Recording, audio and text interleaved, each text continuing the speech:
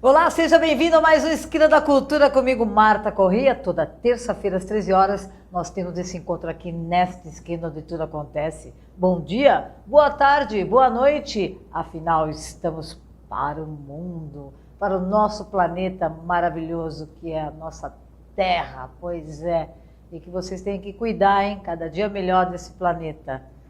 E hoje temos também teatro. O pessoal do teatro invadindo a Esquina da Cultura, pautas e pautas teatrais, que maravilha!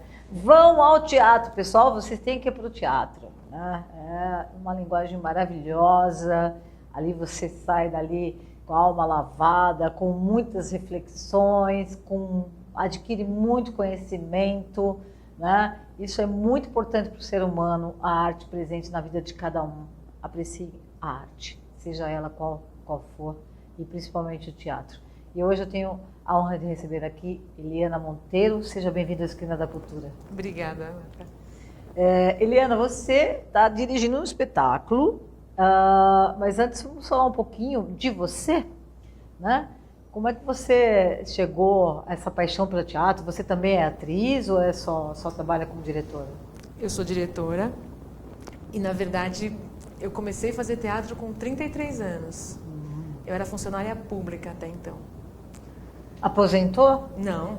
Não ganhava conseguiu? uma fortuna na época, mas aconteceu um fato. Eu tinha muita dificuldade em falar. Eu tinha uma fobia mesmo que você não... Ou você fala ou você respira. E eu queria muito falar. Eu queria ter essa tranquilidade para falar e respirar. Ok. Né? E eu fui fazer o Célia Helena Ok. para conseguir falar um pouco, era só para isso. Lá o Antônio Araújo, que é o diretor fundador do Teatro da Vertigem, me deu aula, mas eu não queria, não tinha a menor pretensão de ser nada em teatro, eu queria só realmente falar. Mas nesse ano que ele me deu aula, um sobrinho morreu, de 12 anos, que a gente era muito próximo. E eu ia parar de fazer o Célia Helena, porque bagunçou muito, né? E o Antônio me deu um abraço, o dia que eu fui lá para fechar, ele estava lá e ele disse assim para mim: você precisa se entregar para o trabalho agora, para a vida dele valer a pena. E aquilo me deu um negócio, eu falei, nossa, me deu uma missão, uma responsabilidade, né? Muito grande. E esse meu sobrinho também não falava muito, ele tinha muitas dificuldades em falar. E aí eu fui assistir o livro de Jó, falei, no livro de Jó, que é uma peça do grupo do Vertigem, eu pensei, é isso que eu quero fazer da minha vida. Aí larguei teatro, não larguei o funcionalismo público para começar a fazer teatro. E aí você faz parte da companhia Teatro da Vertigem, é isso? Isso. Faz parte? Sim, faz 22 anos. Quantas pessoas? A companhia tem 22 anos? Tem 26. 27? 27, eu faço 22. Olha, de Vertigem. Que maravilha! Bastante tempo. Tem história para contar então, hein, Eliana? Um pouco. Quantos espetáculos, você tem ideia de quantos espetáculos vocês já montaram nesses 27 anos todos aí? Ou nos 22 que você está lá? Olha, se eu não me engano, foram 14. Porque como somos um grupo de pesquisa, Okay. Todos os trabalhos demoram muito tempo, assim, 1 ano, 2 anos, para ficarem prontos, né? Porque vocês, como que funciona? Vocês pegam um tema e trabalham em cima desse tema? Ou como que vocês escolhem o que vocês vão falar, sobre o que vocês vão falar?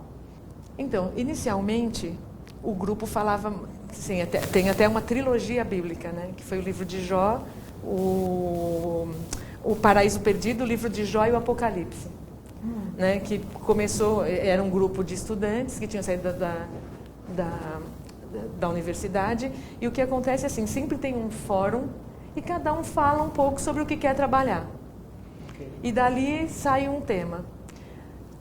Na época do Paraíso Perdido, na conversa, era 1991, as pessoas estavam saindo, a religião era muito forte, todo mundo criado, né? Naquela época não tinha essa abertura, ou pseudo-abertura que tem hoje. O país era, a sua grande maioria, católico, né? Era muito forte. E essa questão da universidade fazendo teatro. Então, isso que eu faço sobre o sagrado e o profano. Ok. E aí desencadeou 3 peças. Depois veio o BR3, e o BR3 o mote dele é se a gente tem uma identidade. Se o brasileiro tem uma identidade. Então, a gente deu aula 1 ano na Brasilândia, porque a gente está no centro de São Paulo, centro financeiro de São Paulo, mas a gente foi para uma periferia. Porque sempre é bom, assim, a gente sempre vai nas contradições, sabe? Era muito fácil fazer na Avenida Paulista, né? Dar uma aula na Avenida Paulista. Então, a gente, apesar de estar no centro financeiro, a gente foi dar aula na Brasilândia. Ficou lá 1 ano pesquisando. Depois a gente ficou um tempo em Brasília, porque a gente fez uma viagem por terra até o Acre. Nossa, por terra vocês foram? Demorou 45 dias. Meu e aí Deus. a gente chegou no Acre, porque assim, no Acre, numa cidade chamada Brasileia, porque também tem o Radical Bra, né? Brasilândia, Ok. Brasília e Brasileia. E aí a gente fez essa curva para o interior do país, tentando descobrir se a gente tem alguma identidade. E a identidade que a gente descobriu, que se temos alguma, é na devastação da natureza, né? O brasileiro? É. Tá vendo, gente? Não pode. Tem que prestar atenção nisso.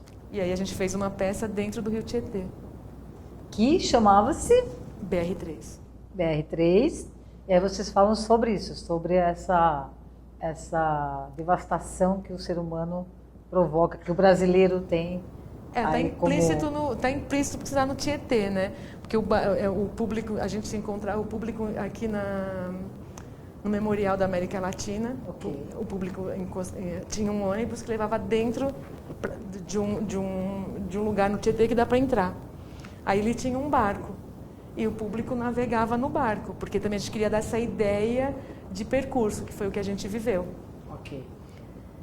E aí claro, aí tem uma história, uma ficção, né? Que quando está em Brasília, é o início de Brasília, então está lá a construção, que era no Cebolão, que dava essa ideia de monumental, né? Depois a gente passava por Brasileia, ou por Brasilândia, que aí o tráfico imperava ali, então, e depois a gente seguia até Brasileia, desculpa, que tinha o Seringal. Então, tem uma história, tem uma ficção contada ali, né? E vocês sempre vão a campo nessas pesquisas? Sempre. Sempre. Para a gente perder esse olhar de turista, né? Porque senão você começa a tirar foto e acha que sabe. Então, a gente sempre vivencia um pouco do lugar, mesmo que pouco. Na Brasilândia foi 1 ano, mesmo que pouco, mas a gente tenta vivenciar o... Vocês permanecem ali no local para fazer essa pesquisa, né, do comportamento, enfim, de tudo que acontece ali com as pessoas daquela localização, é isso? Sim. E lá em Brasileia, no Acre, vocês ficaram quanto tempo lá? 20 dias. Não dava para ficar mais tempo, porque a gente tinha trabalho aqui também, né? E o custo disso? São vocês mesmos que bancam a companhia? Como é que funciona isso? Vocês têm apoio de alguma lei de incentivo? Então, quando foi o disparador do BR3 foi a lei de fomento do Estado de São Paulo, do município de São Paulo, porque eu acho que é uma lei realmente que tem que ser, ainda bem que é lei, porque, né, não dá para ninguém chegar e falar assim, acabou, né, porque eu acho que o São Paulo está nesse lugar que está teatralmente por conta dessa lei. E agora outras leis que a Secretaria de Cultura do município de São Paulo acabaram criando, né? Agora, o Teatro em Movimento, a gente também foi contemplado pela 9ª edição do Zé Renato. Então, é o que possibilita a gente continuar pesquisando e trabalhando. Ok. Vocês, claro, que fazem a inscrição nessas leis, né? Sim, mandam o projeto. Concorre, né? com todo mundo. Concorre com todo mundo. Então, parabéns aí. E vocês estão com o espetáculo Enquanto Ela Dormia. Sim. Esse espetáculo é que foi contemplado pela lei, né? Sim. E aí você foi chamada para fazer a direção do espetáculo, é isso? Na verdade, assim, em 2016, esse texto ele saiu do Núcleo de Dramaturgia do SESI, em parceria com o British Council, né? que eles têm um núcleo, são dramaturgas e dramaturgos iniciantes. Então, é grátis esse curso, gratuito. Né? Okay. É um curso, assim, maravilhoso mesmo, porque são profissionais. Antigamente era a Marici Salomão que estava à frente, então passa por um crivo muito forte mesmo. E as aulas, né, o que acontece ali é muito forte, assim, em termos de dramaturgia. A direção, você sabe me dizer quanto tempo é o curso? Quantas horas de curso? Quanto tempo de curso? Eu sei que o curso é durante um ano, eu não sei dizer o período. Ok. Isso eu não sei, mas eu sei. É um curso muito intenso. Uhum. Que o dramaturgo iniciante, ou a dramaturga iniciante, eles têm que escrever em casa e passa pelo crivo da Marici. Ao final, eles chamam diretores e diretoras para fazer uma leitura encenada. Já diretores e diretoras profissionais que fazem essa montagem final. Tanto a leitura quanto a montagem, final. Também. E aí eu fui convidada por 3 dramaturgas que estavam no núcleo, falando de assuntos femininos, para dirigir as 3 peças dela, a leitura encenada delas, Okay. Que ainda é uma leitura.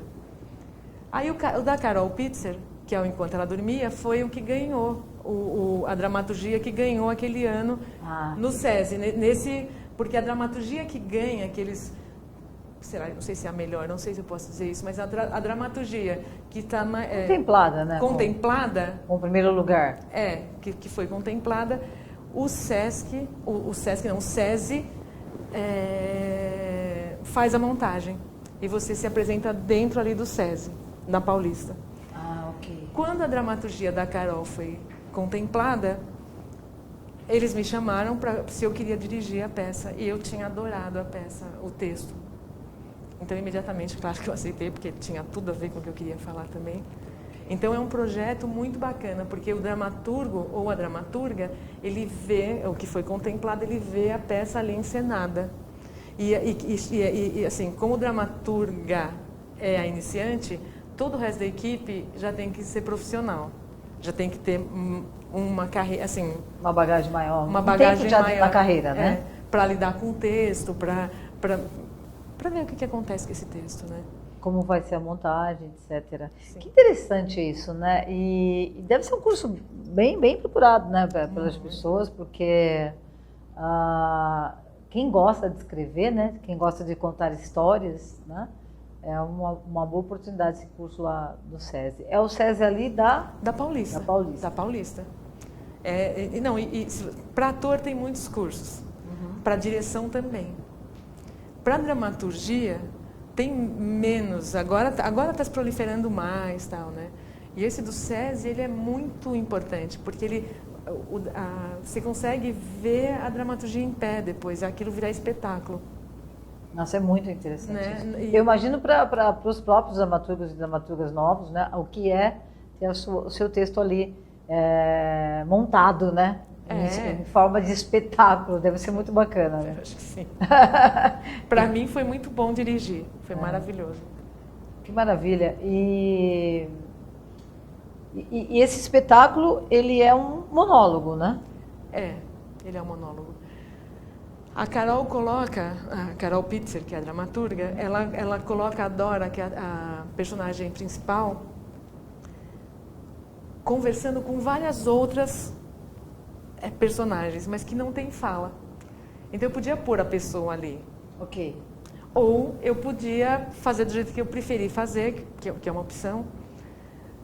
Todas as vezes, a Dora sofreu um abuso na infância. E ela esqueceu. O pai abusou e ela esqueceu, apagou isso da memória dela. E a peça começa com uma aluna, que ela é professora, uma aluna deixando uma carta para ela. E nessa carta, um trecho de uma peça da Antígona, dizendo que a mulher tem que se submeter ao homem. E aquilo ela não sabe por quê, mas aquilo ficou intrigada. Ela vai falar com a diretora. Eu achei muito estranho isso, mas por quê? Ela nem se dá conta de que ela realmente está achando aquilo muito estranho. Aí ela está indo de ônibus para casa, no caminho, um homem começa a se roçar nela. E ela sentada, ela levanta e o cara abusa de uma menina que está sentada. E ela sabe, ela está lá na frente do ônibus, ela sabe absolutamente tudo o que está acontecendo. Ela começa a narrar o que está acontecendo. A memória começa a vazar pelo corpo dela, mas ela não tem consciência ainda. Quando ela vai começar a ter consciência, ela começa a fugir para os contos de fadas. Ela não consegue, porque essa questão no feminino é muito forte, né? Claro. Essa coisa do conto de fadas. Sim. Até hoje, né? A gente, quando vai casar... A própria psicanálise usa os contos de fadas para explicar muita coisa. Sim, tá? sim. E aí, assim, e vai indo até que ela descobre, ela lembra. Lembra do abuso. Do abuso. E aí, o cenário, ele é como se fosse uma esquife, porque isso já vem do texto, a esquife. Eu também queria que fosse uma caixa de vidro, que ela tivesse presa. E aí a cenógrafa Marisa Bentivenha, ela fez uma tradução incrível disso, porque ela faz portas e janelas de casa antigas, que é toda envidraçada, mas... Então você vê, mas ela está presa, confinada numa casa. Você tem acesso à visão, mas não dá para sair dali. Mas as pessoas estão vendo o que está acontecendo ali. O tempo todo. Ah, que maravilha, é isso. Então é uma coisa que me mexeu muito comigo. Você acho que realmente adorou fazer a direção do espetáculo. E quem é a atriz? A Luciane Guedes. Ok. Eu vou chamar um intervalo rapidinho e a gente volta já com a Eliana Monteiro. E você fica aí, foge não, já volto.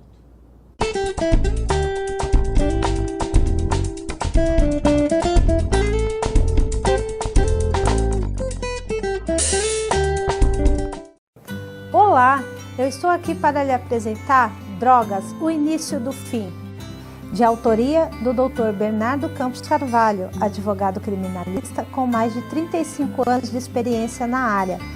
Sabemos que a informação é a maior prevenção.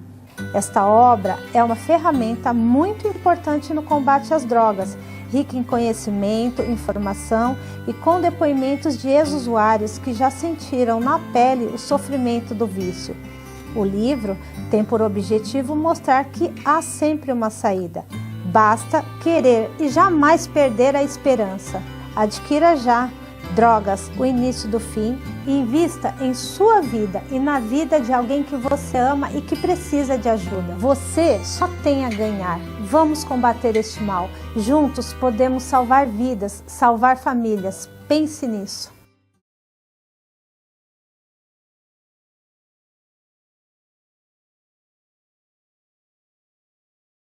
Olá! Hoje eu quero falar com você sobre saúde. Vamos emagrecer? Quer melhorar a sua disposição, o seu humor? Fazer uma limpeza no seu organismo? Eu tenho uma dica pra você. Berin Life. Berin Life diminui a gordura do fígado e o colesterol. Berin Life é feito de berinjela, é natural, é pura saúde. Berin Life já vem pronto para o uso e não tem contraindicações. Berin Life é qualidade de vida pra você e toda a sua família. Berin Life, o suco da vida.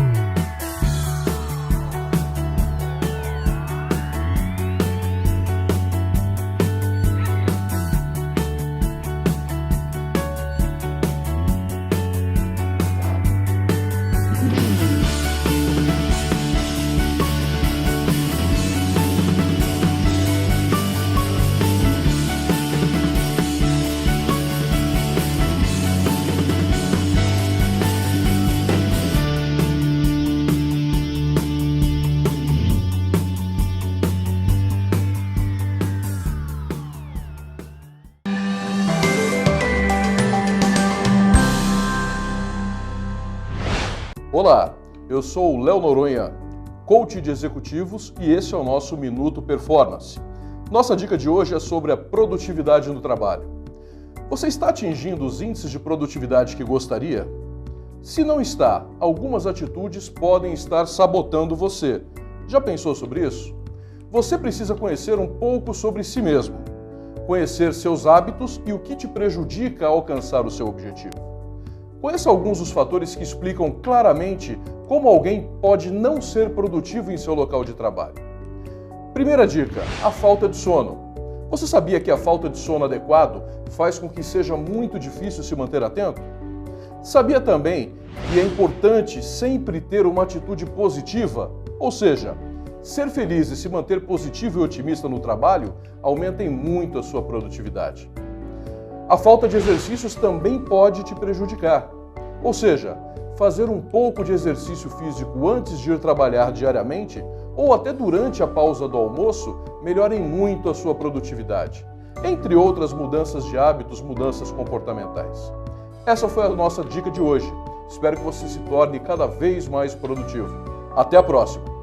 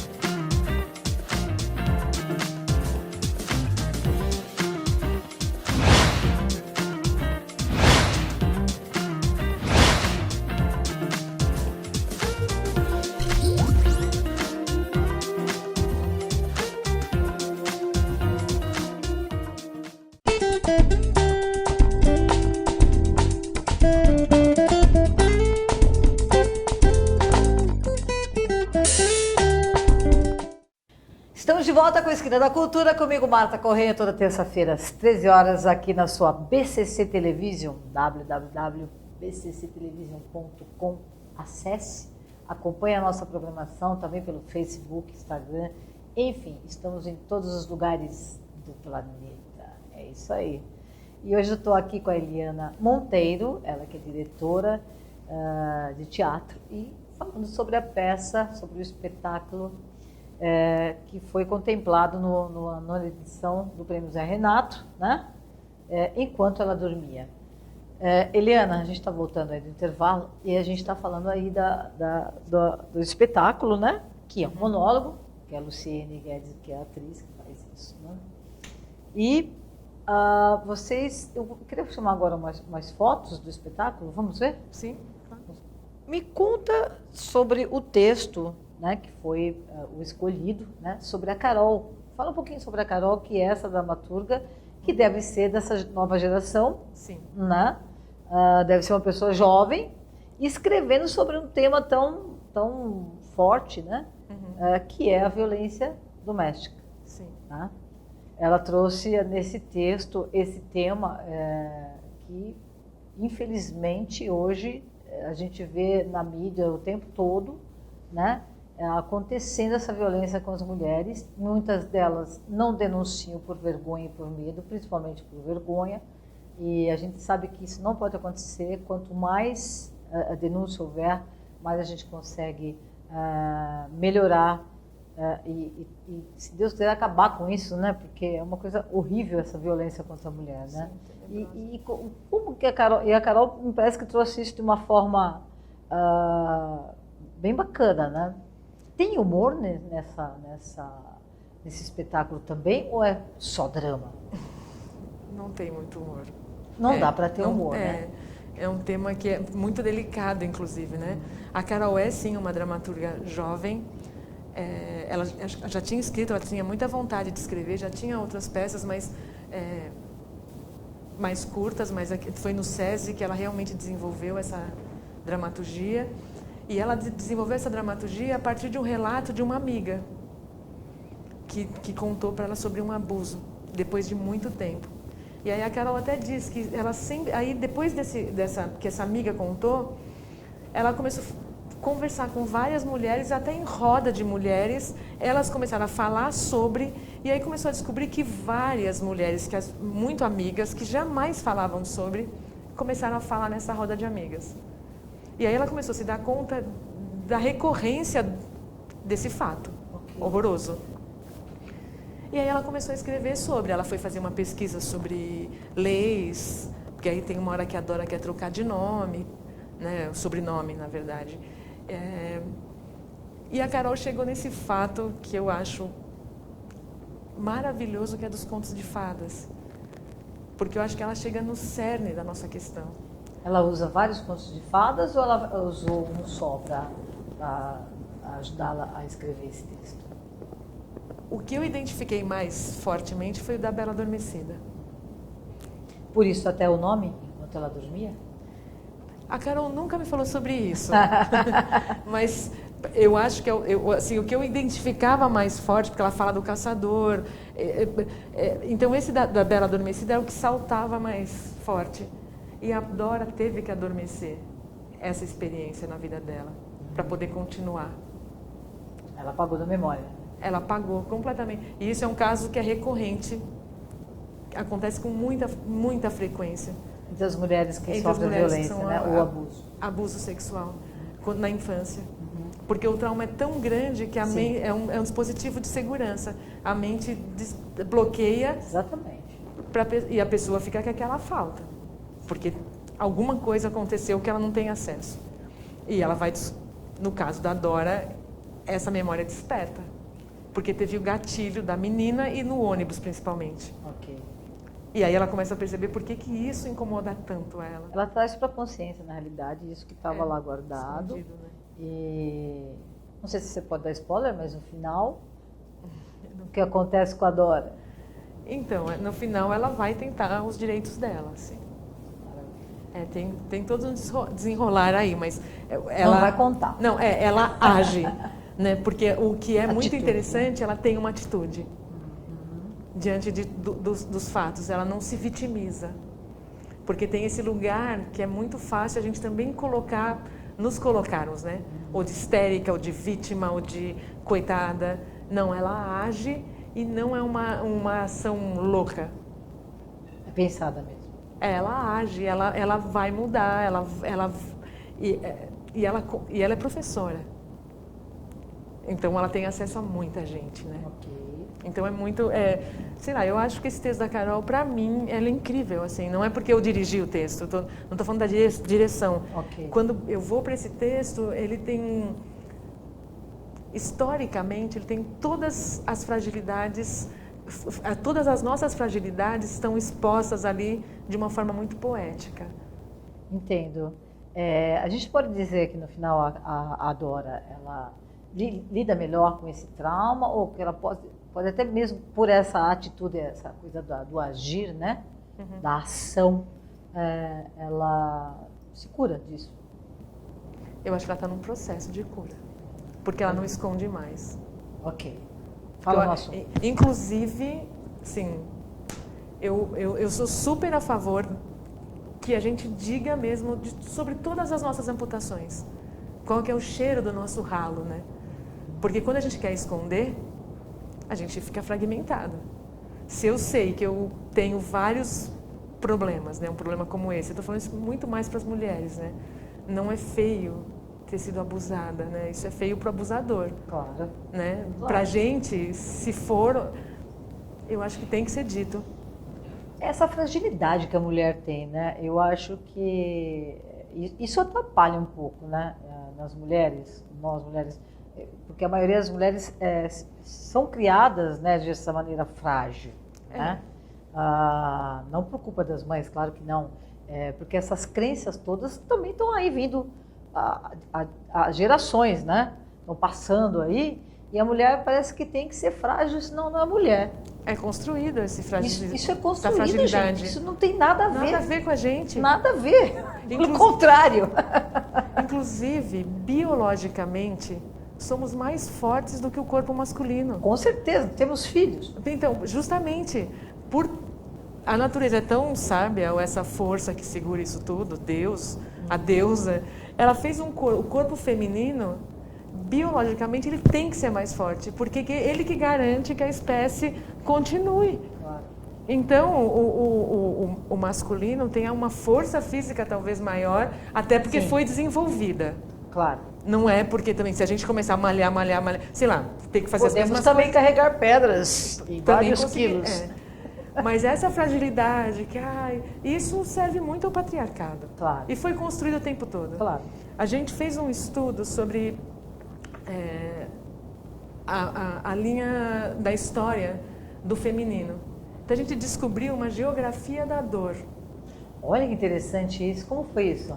Não, porque você começa, você pega, sei lá, na China, quando aquele pé de lótus, que as chinesas, durante 900 anos, tinham que ter um pé pequeno, de 10 centímetros. Exatamente. Se tivesse 10,3 centímetros, ela não casava mais.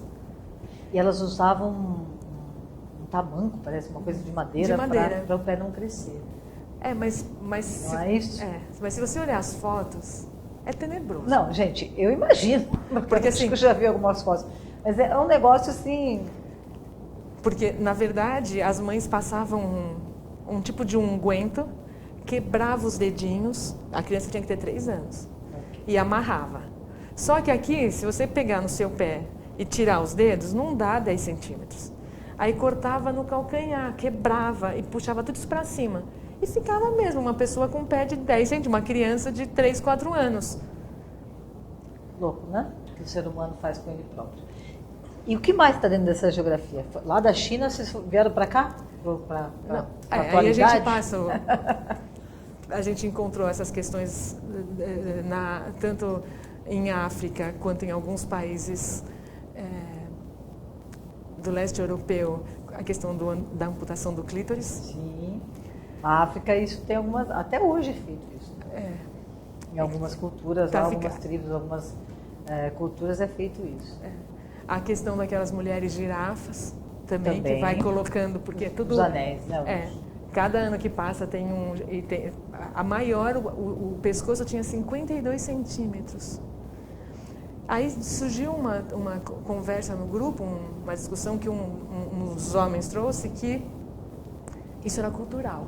Sim, eu ia tocar nesse assunto agora também, que a gente também tem que respeitar uma cultura, né? Como é que a gente vai aqui com a nossa, invadir a deles lá, para dizer que isso é triste, isso é dolorido, isso é desumano? Como é que a gente faz com isso? Então, eu acho que nesse momento, eu acho que tem muita informação e as pessoas começam, sei lá, porque é muito desumano fazer uma coisa. Porque tudo é cultura. Um dia, no calor da discussão, porque a gente entrou em muito contato com muita dor. E claro, felizmente, as mulheres que estavam ali, elas não tinham envolvidas nesse processo, ninguém tinha sido abusada quando era criança. Mas a gente foi descobrindo vários outros abusos que a gente nem sabia que era abuso. Okay. E a gente foi ficando... Sabe quando você estica o nervo, assim, ninguém pode falar nada, porque você... né? E se a gente resolvesse, eu até falei isso, cada vez que alguém vem roçar em você no ônibus ou no metrô, você tá com um alfinete e espeta com tudo, por exemplo. Passado todas nós, daqui 3, 4, 5 anos, isso pode virar também cultura. Pode. Porque essa cultura do pé das chinesas, do pé de lótus, foi um imperador que se apaixonou por uma dançarina que tinha o pé muito pequeno. E a partir disso ele instituiu isso, que a mulher para casar tinha que... Então como que a gente até fez uma pergunta, né? Daqui a 100 anos, o povo que viver daqui a 100 anos e olhar para a nossa época aqui no Brasil, e ele se perguntar, mas como essas mulheres deixaram isso acontecer? Sim, eu acho que a cultura pode mudar, sim, e essas culturas desumanas, tomara que mude mesmo, né? Que isso pare de acontecer, porque tem coisas que são inaceitáveis mesmo, né? Tem coisas que não dá mais. Não cabe mais, né? Não cabe mais, porque é cortar um pedaço do corpo da pessoa, Deus que fez. Mutilação mesmo. É mutilação. Eu fiz uma pergunta, que foi a pergunta que norteou o trabalho inteiro, depois dessa geografia da dor, que eu vi o pé de lótus numa conversa, tá? Eu estava vendo, eu disse assim, gente, onde você se amputa para caber? Essa foi o mote central da peça, sabe? Quais são as nossas... Onde eu me amputei para caber numa vida que não era minha. Eu não cabia ali. Pois é. Bom para refletir essas coisas todas. E vocês estão em cartaz? Como que vai acontecer dentro desse projeto, né? Dessa nona edição do Prêmio Zé Renato? Como é que vai acontecer os espetáculos? Então, a gente ficou 3 meses o ano passado em cartaz na nossa sede. Nesse momento, o grupo Pandora fará dia 28 e 29 apresentações no Vertigem, na nossa sede. Agora, dia 14 e 15, nós faremos 4 apresentações lá em Perus, na sede do grupo deles. Okay. Depois a troca vai se dar com o grupo Tumulto, de investigações cênicas. Eles vão se apresentar no Vertigem, 2 semanas, e nós vamos apresentar 2 semanas em março na sede do Tumulto, que é na Vila Guilherme. Entendi. A sede do Vertigem é na Bela Vista, né? Na Bela Vista, 13 de maio, 240, primeiro andar. Ah, maravilha. E os espetáculos são gratuitos? Totalmente gratuitos. Maravilha. Enquanto ela dormia, vocês estrearam em julho de 17, né? É. Ah, muito bom. A gente já fez muitas apresentações. E vocês foram a campo também nas delegacias de defesa da mulher, né? Sim. A nossa investigação a gente foi num albergue para refugiadas, na delegacia das mulheres. A gente ouviu muito depoimento de amigas e amigas das amigas ou que sofreram abuso.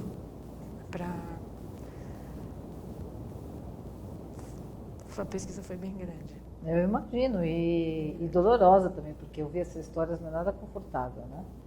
E saber que muitas mulheres, gente, sofrem abuso e não falam nada.